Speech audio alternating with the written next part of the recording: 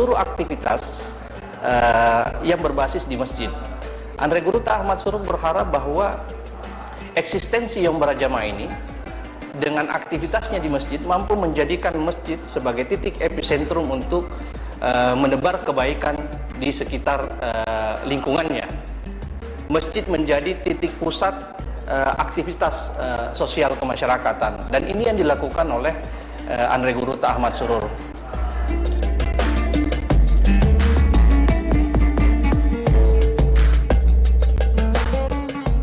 Meski tak banyak menulis sendiri kitab, namun Kiai Haji Ahmad Surur mewariskan sejumlah kitab-kitab dari leluhurnya.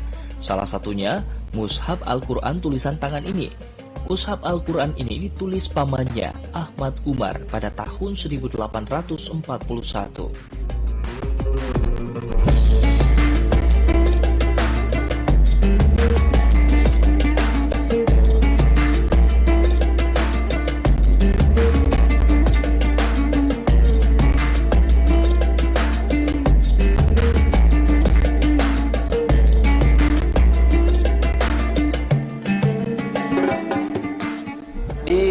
Keluarga besar Andre Guruta Ahmad Surur masih menyimpan Mushaf Al-Quran yang ditulis oleh pamandanya, yakni Ahmad Umar.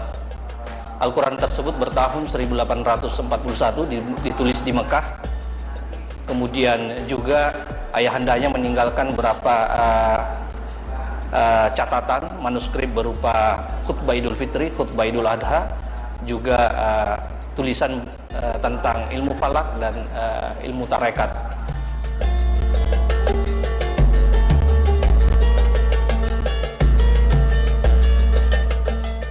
Kiai Haji Ahmad Surur Al-Bugisi Al-Pamani tidak mewariskan emas, rupiah, dan harta yang banyak.